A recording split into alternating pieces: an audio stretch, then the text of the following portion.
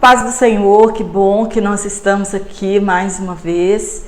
E eu quero dizer para os irmãos e para as irmãs que me sinto muito feliz, mais uma vez, de estarmos aqui juntos para aprendermos a lição de número 9.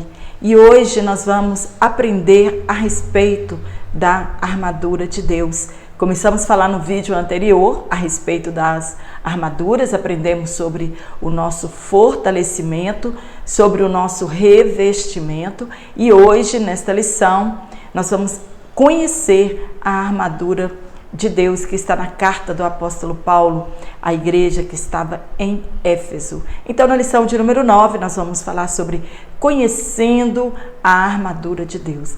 Claro que este texto é conhecido de todos nós, mas hoje nós vamos aprender em cada detalhe este armamento, estas armas, esta armadura que Deus nos deixou à nossa disposição.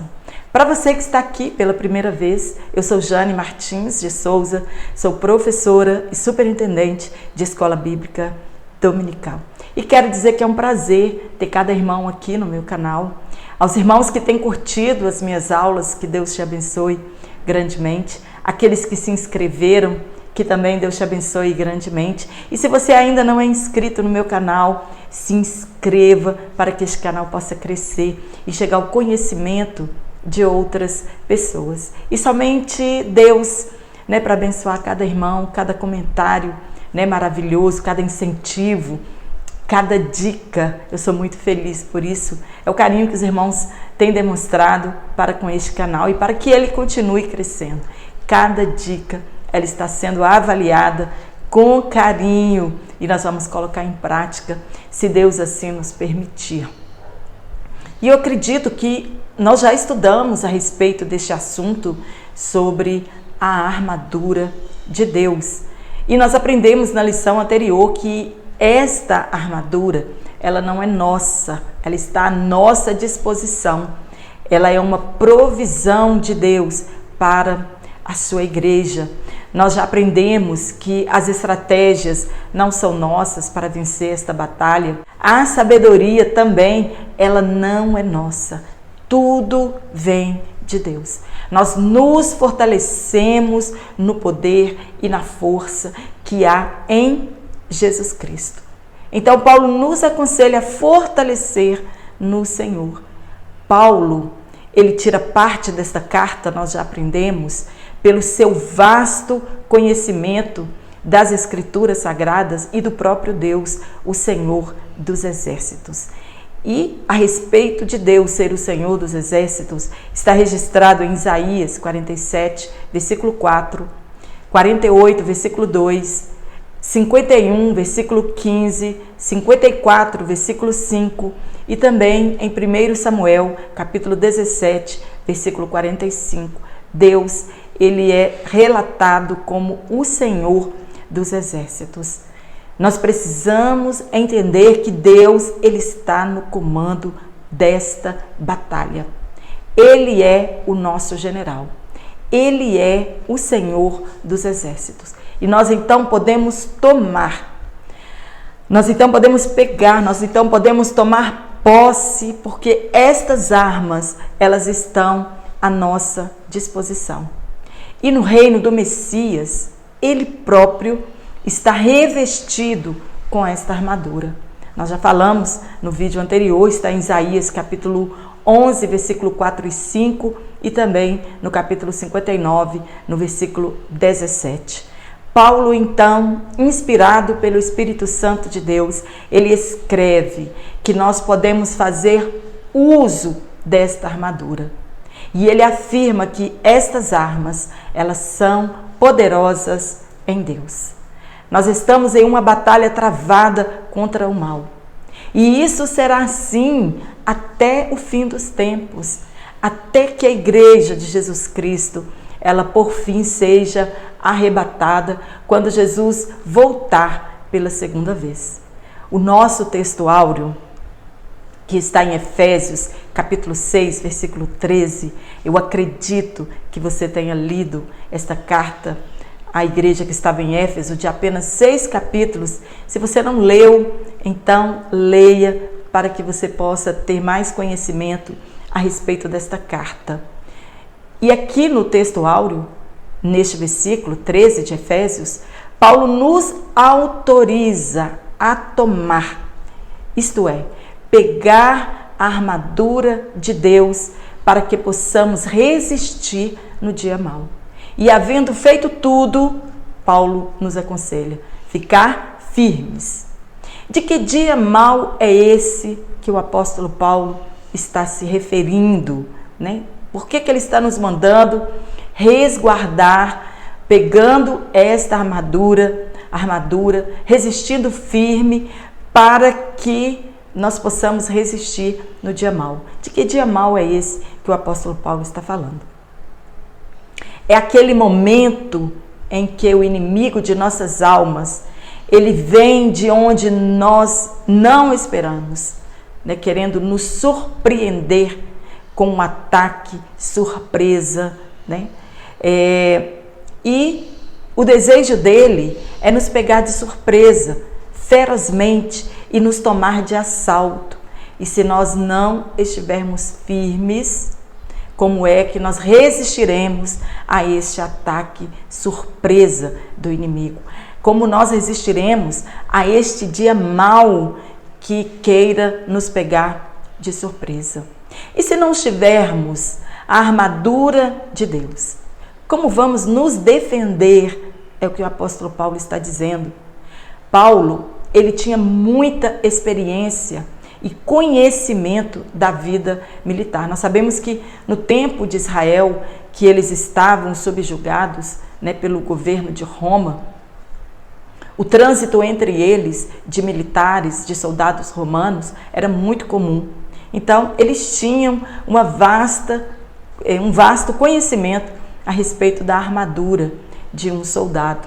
Eles tinham um vasto conhecimento a respeito da armadura de um soldado para a guerra. Paulo sabia dos trajes diários de um soldado romano e também do seu uniforme de guerra. Paulo, ele viveu em um contexto militar e ele passou grande parte de sua vida com militares.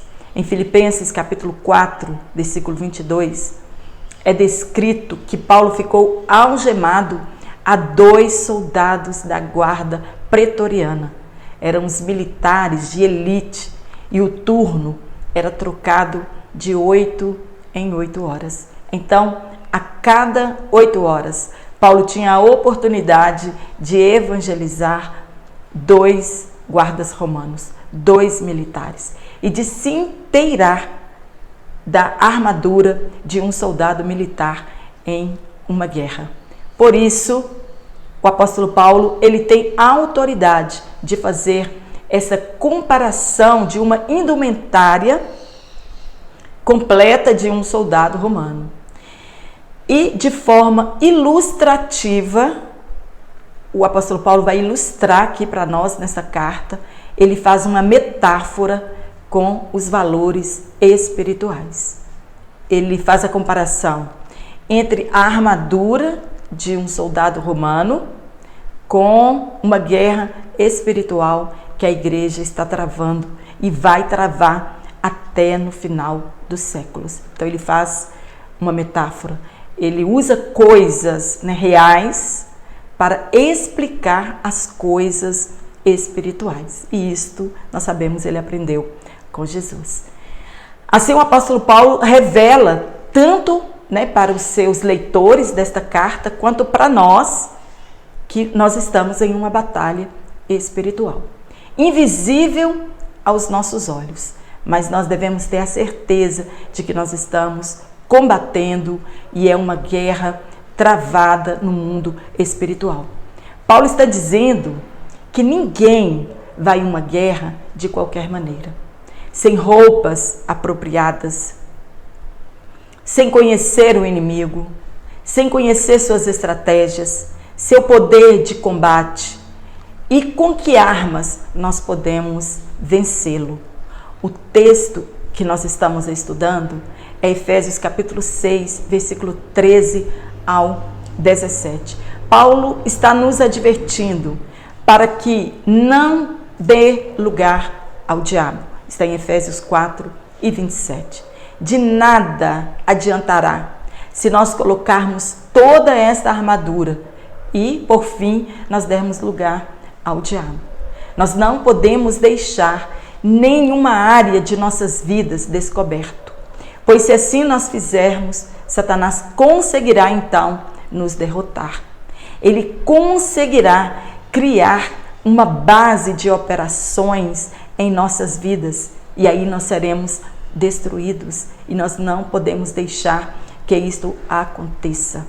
A armadura descrita aqui é para nossa proteção. Cada peça, cada detalhe desta armadura, ela nos revela o que devemos fazer para nos protegermos das investidas do maligno. No primeiro tópico, nós vamos falar sobre a guerra. O que são as guerras? Na nossa lição, está dizendo que as guerras, elas sempre são produtos da pecaminosidade do homem. As guerras, ela é o resultado de nossos pecados. Mas, em alguns casos, as guerras, elas podem ser legítimas, dependendo da sua motivação. Então, algumas guerras, elas podem ser legítimas. E nessas guerras, utilizam-se de armas para vencer o adversário. Sem armas, é impossível vencer o adversário. Com a nossa sabedoria humana, com a nossa força, nós não venceremos o inimigo de nossas almas. Hoje, nesse tempo atual, acontece em um país ao nosso lado uma guerra chamada Guerra Civil, lá na Venezuela. São guerras entre pessoas de um mesmo povo, dentro de um mesmo país. Hoje nós estamos vivendo esta experiência. Nós já tivemos grandes guerras mundiais envolvendo vários países. A humanidade, ela já está acostumada a ouvir falar de conflitos, de conviver com conflitos, com guerras. Guerras, isso não é um assunto novo, isso é um assunto bem antigo. A Bíblia, ela relata guerras desde o seu início. Desde que o pecado entrou no mundo, o mundo não tem mais paz. O comentarista da nossa lição, ele começa a contar sobre as guerras a partir da guerra de Ai, travada pelo povo de Israel, logo depois que eles saíram do Egito. Mas nós lemos em Gênesis a primeira guerra relatada dos 4 reis contra 5. Quando Abraão fez uma força de coalizão e saiu vitorioso para resgatar o seu sobrinho Ló. Está em Gênesis capítulo 14, do versículo 14 ao 16. E em Daniel capítulo 9, no versículo 26, está escrito que as guerras, elas continuarão até o final dos tempos. O comentarista nos sugere a falar de grandes guerras, em nossas classes, talvez comentar a respeito da Primeira Guerra Mundial ou comentar a respeito da Segunda Guerra Mundial, e isto envolve um grande conhecimento de história, e também da geografia dos países. Se você quiser falar dessas grandes guerras, você pode falar, mas nós não podemos perder o foco principal da nossa lição, é falar da nossa armadura espiritual, da armadura que vem de Deus. Mas eu quero dividir aqui com você a respeito de uma guerra relatada na Bíblia e que serve de exemplo para nós. Houve um rei crente, porém desviado, rei de Israel, chamado Acabe, que foi para uma guerra literal contra o rei da Síria. Esta guerra é real. Ele foi vestido com toda a armadura militar. Ele trocou suas vestes reais por vestes de um soldado militar comum, querendo vencer esta guerra com a força do seu poder. disfarçado, querendo enganar o inimigo, mas também tentando contradizer o que fora dito por Deus por intermédio do profeta Micaías. Deus disse que ele não voltaria daquela guerra. E de uma forma sobrenatural, um soldado atira uma flecha e ela entra entre a fivela do cinto e a couraça que ele estava vestido. E ele então é ferido em batalha. O que é que nós aprendemos com esta batalha? Com Acabe vestido com a armadura de um soldado militar. Não adianta nós fingirmos de crente. Não adianta nós fingirmos que somos fiéis, fingir para as pessoas que nós somos de oração, fingir para as pessoas que nós somos de leitura da Bíblia Sagrada, se nós não estivermos protegidos com a sinceridade, nós seremos mortos na batalha. Deus, ele não se deixa escarnecer. E o inimigo de nossas almas, ele não brinca de batalha espiritual. Ele não brinca de nos atingir. Né? Essa história está relatada em 1 Reis, capítulo 22, do versículo 29 ao 35. Mas tem N batalhas que você pode levar para a sua sala de aula.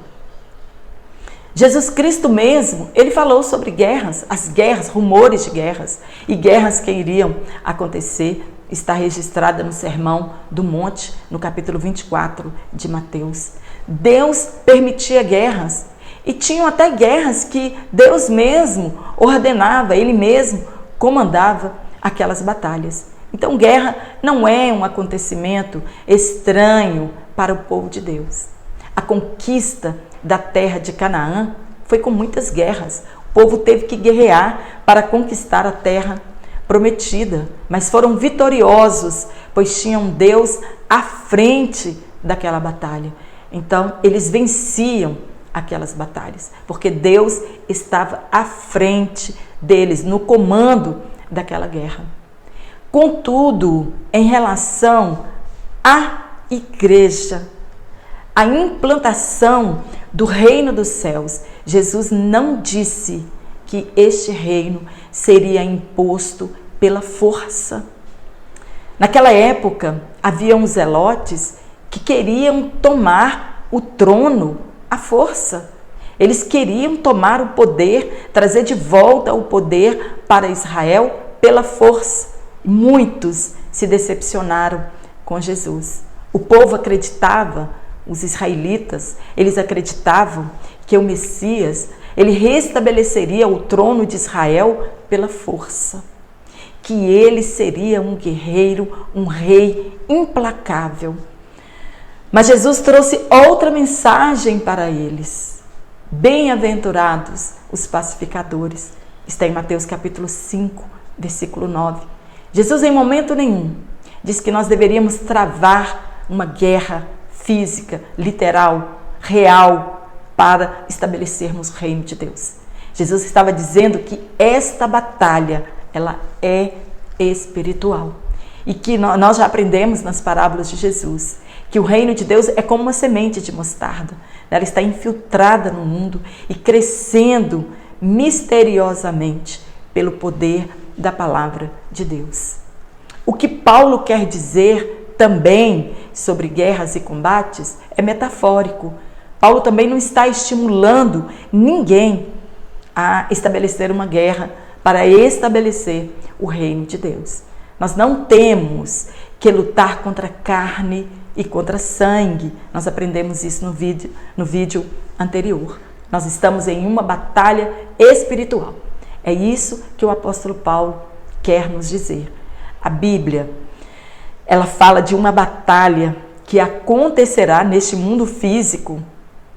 Será a maior batalha de todas as guerras, que acontecerá no final dos tempos, quando Jesus voltar na sua segunda fase da sua segunda volta em socorro à nação de Israel, conhecida como a Batalha de Jezreel.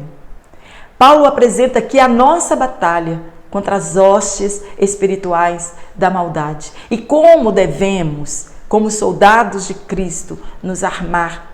Como deve ser a nossa armadura e quais são as nossas armas. E eu, sinceramente, não vejo necessidade de nós entrarmos a fundo em guerras bíblicas, em guerras seculares, porque o nosso foco, o nosso alvo aqui não é este. Nós vamos nos ater nessa lição ao que realmente nos importa, ao que realmente nos interessa. No segundo tópico, nós vamos falar sobre a metáfora bíblica. A comparação que a Bíblia faz de uma guerra, de uma armadura de um soldado real em combate e da nossa armadura espiritual, das nossas armas que são poderosas em Deus. Nós já sabemos que metáfora é a comparação. Quando nós comparamos uma verdade com outra verdade. Uma verdade física que nós conhecemos com uma outra verdade espiritual. Jesus sempre usou isso, né?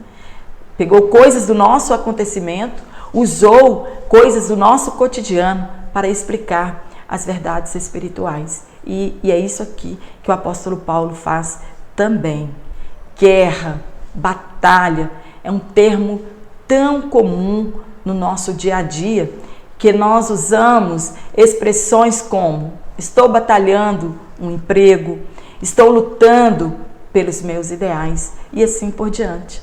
É um termo comum em nossos dias. Mas aqui, esta batalha, ela se aplica na defesa e no combate espiritual, na pregação e no ensino da palavra.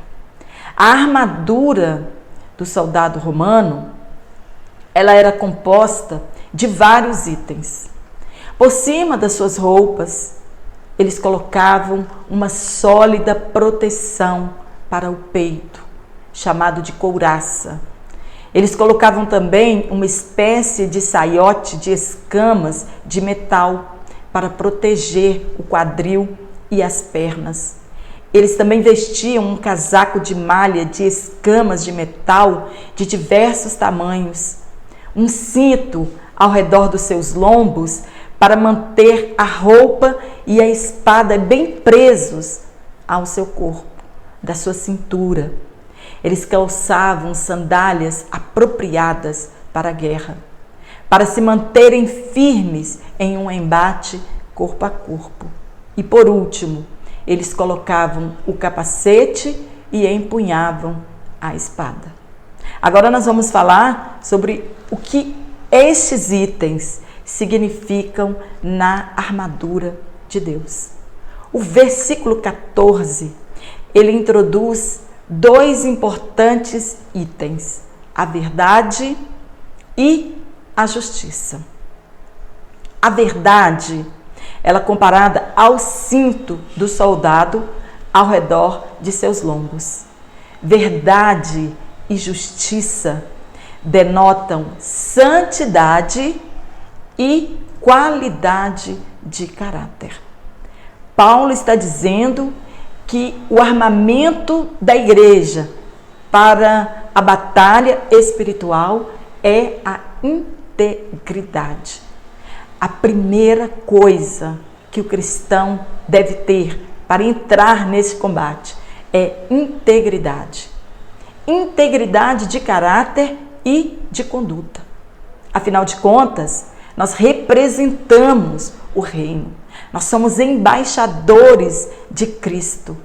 Integridade deve ser o nosso selo. Em Efésios capítulo 4, versículo 17 ao 24, Paulo fala sobre isso quando ele nos diz: nós precisamos despojar do velho homem, nós precisamos revestir do novo homem que, segundo Deus, é criado em justiça.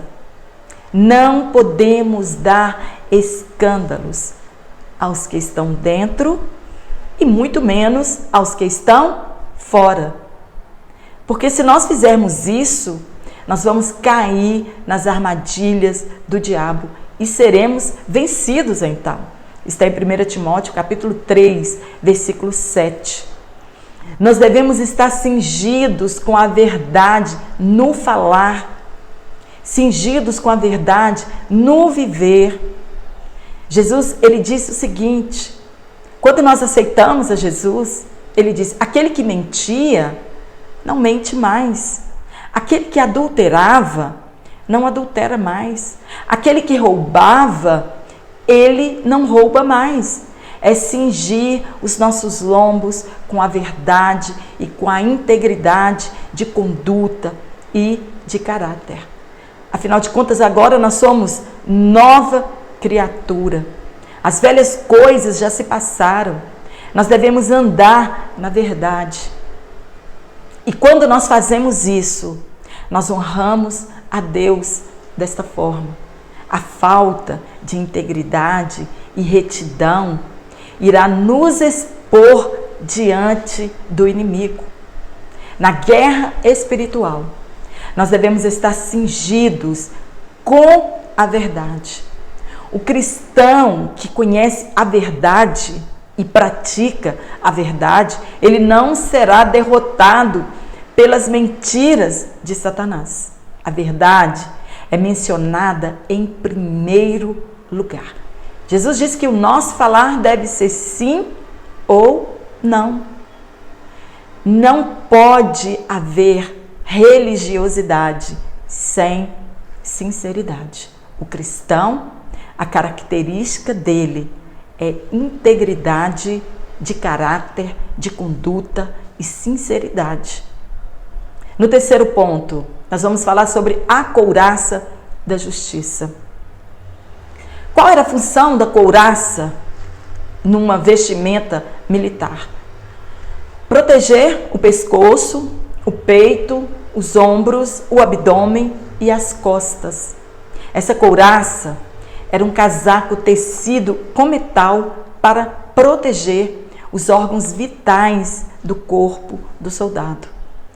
Em outra carta de Paulo, ele chama esta mesma couraça de fé e amor. Está em 1 Tessalonicenses, capítulo 5, versículo 8. Enquanto que aqui, na carta à igreja que estava em Éfeso, couraça é chamada de justiça. Esta couraça protegia os órgãos vitais do guerreiro, principalmente o seu coração. E a palavra de Deus nos diz que, sobretudo, o que nós devemos guardar o nosso coração. É dele que procedem todos os maus pensamentos, é dele que procedem todos os nossos pecados, mas é dele também que procede a vida. Está em Provérbios capítulo 4, versículo 23. Ele, o nosso coração, deve ser o altar de Deus. Nós devemos andar na luz para não darmos chances ao tentador. Esta justiça, ela fala da nossa retidão moral. Mas tem crente imoral? Tem crente que é mentiroso? Tem crente que engana? Está dentro da casa de Deus e é imoral? É mentiroso? É enganador? Sim, infelizmente. Conhecem a verdade, mas praticam a mentira. São vencidos facilmente quando são atacados pelos dardos do maligno. No terceiro tópico, nós vamos falar sobre outras armas usadas como ilustração. Além dessas armas que nós já falamos, tem outras armas que o apóstolo Paulo descreve aqui, que foram usados para esta ilustração. Paulo continua a elencar as armas de um soldado para a guerra, fazendo uma comparação entre as realidades materiais, no caso, a armadura de um guerreiro, com as verdades espirituais. No caso da nossa armadura espiritual para enfrentamento neste grande combate. Primeiro ponto, os calçados. Era um item indispensável para um soldado ir à guerra. Era os calçados. Os calçados faziam parte desta armadura. Tinham de ser especiais para aquela ocasião. Ele era feito de uma sola de couro que se amarrava aos pés com correia ou cinta. E era comum o uso de sandálias pelas pessoas comuns também. Não era só uma classe de pessoas que usavam calçados. João, ao se referir a Jesus, ele disse que ele não era digno de desatar a correia da sandália dos seus pés. Está em João, capítulo 1, versículo 27. E também Moisés, quando ele se aproximou da sarça, Deus mandou que ele tirasse as sandálias dos seus pés. E no caso de um soldado, era mais importante ainda para nós que estamos em uma batalha espiritual. O calçado também é muito importante. Importante para a marcha e para a prontidão. O versículo diz: calçados os pés na preparação do evangelho da paz. Este versículo, ele é interpretado como a prontidão dos pés para a pregação do evangelho. Mas ele envolve muito mais do que isso. Também é uma preparação dos nossos pés para manter firmes na batalha, de um seguro sustentáculo ao enfrentar o inimigo. O soldado romano, ele usava sandálias com travas e cravos para, mesmo em um terreno escorregadio, ele pudesse se manter firme, de pé e apoiado nos combates corpo a corpo. A tradução da NVI, ela diz: nossos pés estão equipados com a prontidão que vem do Evangelho. Não somente a prontidão para anunciar o Evangelho, mas a prontidão para continuarmos de pé nesta batalha, inabaláveis contra o inimigo. E é isso, é através da paz que é produzida em nós por intermédio do Evangelho. É a paz de Deus que excede todo o entendimento, está em Filipenses capítulo 4, versículo 7. Esta paz que vem de Deus, ela nos dá confiança para nos mantermos firmes e não recuarmos diante dos ataques, para que nós não fujamos com medo. Quantos, infelizmente, não têm calçado os seus pés na preparação do Evangelho e na prontidão do Evangelho, têm recuado, esquecendo-se das promessas de Jesus, quando ele disse que estará conosco todos os dias até a consumação dos séculos. Mateus capítulo 28, versículo 20. Segundo ponto, o escudo da fé. Precisamos estar escondidos, atrás deste escudo chamado fé, porque sem fé, está escrito em Hebreus, é impossível agradar a Deus. E também aqueles que se aproximam de Deus precisam ter fé. E Paulo diz que um dos itens para esta armadura espiritual é o escudo da fé. É a fé que nos protege das ciladas do maligno. Além da couraça, o soldado ele portava em suas mãos um escudo para se proteger dos ataques de flechas, dos dardos inflamados com fogo, de pedras e outros ataques que poderiam vir do inimigo. E Paulo chama então este escudo de fé. O que é fé? Fé é o firme fundamento das coisas que nós não vemos, mas das coisas que nós cremos e que nós esperamos. Também está lá em Hebreus.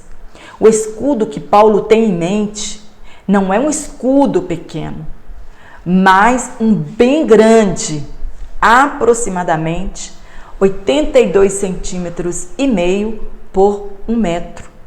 Literalmente, esse escudo era uma porta. Ele poderia ser usado lado a lado, formando uma barreira. Havia uma preparação antes deste escudo para que quando fossem mandados flechas, neste escudo, e o fogo batesse nele, as flechas com fogo acertassem este escudo, eles caíam no chão já apagados e não atingiam o seu objetivo. Não surtia efeito na vida daquele soldado. É a fé que nos protege de todos os ataques do diabo. É a certeza de que nós temos de que Deus peleja por nós. É a certeza que nós temos que esta fé nos protege dos dardos inflamados do maligno. E o que podem ser estes dardos? O que o inimigo pode usar para nos atacar? Acusações, calúnias, perseguições, heresias, tudo. Tentativas para derrotar o crente e para dividir a igreja. Nós devemos pedir ao Espírito Santo de Deus que aumente a nossa fé. Nós devemos pedir como aquele pai daquele filho endemoniado. Ele pediu a Jesus que o ajudasse na sua incredulidade. Nós devemos pedir ao Espírito Santo que aumente a nossa fé. Nós precisamos ler a palavra de Deus para que a nossa fé ela seja estimulada. E somente a fé pode nos fazer vencer e nos defender do maligno. Se eu não creio na vitória, se eu não acredito nas promessas da palavra de Deus, seremos derrotados com certeza. O diabo, ele é a fonte de toda a descrença. Ele é a fonte de nos fazermos não crer. É ele que nos faz duvidar das promessas divinas. E a pergunta favorita dele é assim que Deus disse? Está em Gênesis capítulo 3, versículo 1. A mesma artimanha que ele usou no Éden, ele usa também conosco. A fé, somente ela vence os inimigos. Somente vencemos o mundo e o maligno se formos nascidos de novo e somente através da nossa fé. Está em 1 João, capítulo 5, versículo 4. No terceiro ponto, nós vamos falar sobre os últimos itens que um soldado deve colocar. O capacete da salvação e a espada do Espírito. São os últimos acessórios dessa vestimenta a ser colocados. O capacete e a espada. Quando ele fazia isso, então ele já estava pronto para o combate. Paulo está provavelmente se referindo à salvação derradeira que acontecerá no retorno de Jesus. O que nós precisamos ter em mente sempre é que Jesus Cristo voltará em breve. E então, se nós estivermos com esta fé, crendo nisso, nós não sucumbiremos às ciladas do maligno. Esta esperança de que Jesus Cristo irá voltar é o capacete que protege a nossa mente. Não estamos com os olhos fitos aqui no material. A nossa esperança não está aqui. A nossa esperança ela está no porvir. Ela está nas bênçãos vindouras, nas coisas espirituais. A nossa esperança está quando Jesus voltar para nos buscar e nos salvar da condenação eterna. O inimigo de nossas almas, ele quer nos fazer acreditar que Jesus não voltará. E infelizmente, muitos já não creem que Jesus voltará. Estas peças da armadura, o capacete e a espada, são para proteger o crente. O capacete é para proteger a cabeça nas batalhas. A nossa mente é o maior campo de batalha da guerra espiritual. É a nossa mente que o inimigo quer atingir, né? E é aqui que são travadas as nossas maiores lutas. A espada do Espírito é a palavra de Deus. Não é o Espírito Santo que é a espada, mas é a palavra de Deus que é a espada. E vem dele a palavra. Paulo aqui, ele não tem em mente uma espada longa para ataque, mas uma adaga pequena, né, que em hebraico é machaira, vou deixar escrito aqui, bem curta, para defesa apenas pessoal. Quando o embate for corpo a corpo, a única espada que nós precisamos é a palavra de Deus. Com ela, nós nos defendemos contra os ataques do inimigo. Foi com a palavra de Deus que Jesus Cristo venceu o diabo lá no deserto. Está registrado em Mateus capítulo 4. Esta palavra, a palavra de Deus, ela é viva e eficaz e ela nunca perde o fio. Somos nós que deixamos de crer e de manuseá-la. Está em Hebreus capítulo 4, versículo 12. Devemos em todos os dias das nossas vidas fazer o uso da palavra de Deus, não para benefício próprio, mas para nos defendermos das astutas ciladas do diabo e para que a nossa fé ela seja aumentada. Nós precisamos fazer o uso da palavra de Deus e do testemunho da nossa boca. Nós precisamos confessar a palavra de Deus para aquelas pessoas que estão ao nosso redor. Somente com ela, com a palavra de Deus, nós podemos repelir os ataques diabólicos. Foi assim que Jesus venceu. Está escrito, está escrito, está escrito. E é assim que nós também venceremos. O quarto ponto, a outra lista. Oração e súplica. Paulo, ele vai falar já no finalzinho do capítulo 6 a respeito da oração e da súplica. Sem oração não venceremos os ataques. Jesus Cristo, ele precisava orar como Deus não, mas como Filho do homem, ele nos deu o exemplo de que por intermédio da oração nós somos fortificados por Deus. Quando nós oramos, nós estamos provando para Deus, demonstrando para Ele que nós somos dependentes dEle.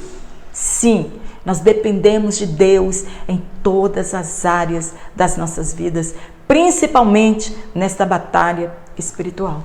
E somente falamos com o Pai através das orações, por intermédio das súplicas. Somente assim nós falamos com Deus, por intermédio da oração e por intermédio do nome de Jesus Cristo. Somente com a palavra de Deus e a oração nós podemos atacar as fortalezas do diabo. Nós precisamos combater com armas espirituais. Nós precisamos de energia para este grande combate. Nós precisamos recarregar a nossa bateria, recarregar as nossas forças, e somente por intermédio da palavra de Deus, somente por intermédio da oração, nós recebemos capacitação para vencer. Deus, ele nos deu estes recursos para vencer o maligno, para destruir estas fortalezas. Ele nos deu a oração e a sua palavra. A oração e a palavra de Deus, elas são tão importantes. Nós precisamos ter consciência disso, que os apóstolos decidiram instituir diáconos para cuidar das coisas corriqueiras da igreja, enquanto eles iam se dedicar à oração e à palavra. Está em Atos capítulo 6, versículo 40. O profeta Samuel também nos dá o exemplo da importância da oração e da palavra. Samuel considerava a oração tão importante que o deixar de orar para ele era pecado. Ele diz: longe de mim deixar de orar por vós, dizia Samuel. A oração intercessora para ele tinha grande poder. Está em 1 Samuel, capítulo 12, versículo 23. E sabendo de tudo isso, devemos continuar olhando, vigiando e orando sempre. Paulo, ele nos adverte que nós devemos orar sem cessar, que nós devemos vigiar sempre. Nós não sabemos quando seremos atacados. Devemos fazer o uso da oração intercessória, orar uns pelos outros, pois muitos de nossos irmãos estão passando as mesmas aflições que nós também estamos vivendo. Ou tem irmãos que estão vivendo situações, embates muito maiores e piores do que o que nós estamos vivendo. Então nós precisamos orar, intercedendo uns pelos outros. Paulo, ele tinha a humildade de pedir que a igreja orasse por ele. Ele queria continuar o seu ministério e somente a oração poderia ajudá-lo e também a nós. Somente a oração pode nos ajudar. Nós não somos super-heróis. Nós dependemos de Deus. A nossa força vem dele. É dele que nós precisamos. Na oração, nós recarregamos as nossas baterias. Nós somos sujeitos ao fracasso, mas a oração, ela nos ajuda no dia mau, porque tem dia que nós nem conseguimos orar, mas a nossa lágrima, o nosso gemido, Deus entende, né? E tem um hino que diz que a lágrima de um crente é como uma oração. E nos dias finais da sua vida, encerrando o seu ministério, Paulo tinha em mente ainda esta batalha, e ele então escreve: combati o bom combate, acabei a carreira, guardei a fé. Desde agora, a coroa da justiça me está guardada, a qual o Senhor justo juiz me dará naquele dia, não somente a mim, mas a todos o que amarem a sua vinda, para mim e para você. Está em 2 Timóteo, segunda carta do apóstolo Paulo a Timóteo, no capítulo 4, no versículo 7 e 8. Amém? Espero ter te ajudado com este comentário. Curta minha aula se você realmente gostou desta aula. Compartilhe em suas redes sociais. Se inscreva aqui no meu canal. E eu te aguardo na nossa próxima aula de número 10. E hoje eu quero mandar um abraço para o nosso pastor Paulo Barcelos, da Igreja Pentecostal. Também para a nossa irmã Regenilda Medeiros, da Assembleia de Deus de Jijoca, de Jericoacoara, no Ceará. Também para o nosso irmão José Nazareno, da Assembleia de Deus Ministério Belém, Natal, Rio Grande do Norte. Para o nosso irmão Evangelista Feitosa, da Assembleia de Deus de Cima de Seta, Goiânia. Para Leucila de Óbitos, para a nossa irmã Lídia Miklos, Rio Pardo, norte de Minas, para a nossa irmã Raimunda Paiva, de Açailândia, no Maranhão, Miguel Siqueira, de Pernambuco, nosso irmão José Roberto, que está sempre aqui do Rio Grande do Norte, Natal, para o presbítero Rubens Galvão, da Assembleia de Deus, Baixada Santista, no Guarujá, um abraço para os irmãos, São Paulo, para o nosso irmão João, de Interlagos, São Paulo, obrigada pelas dicas. Também a nossa irmã Márcia Isabel, de Guarulhos. Para a nossa irmã Railda, da Assembleia de Deus, Salvador, Bahia.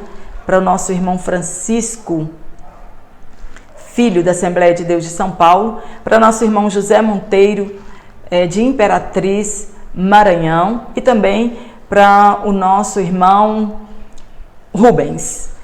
Fica aqui meu abraço para todos os irmãos. Que Deus em Cristo possa te abençoar grandemente e eu te aguardo aqui na nossa próxima aula, se Deus assim nos permitir. Então.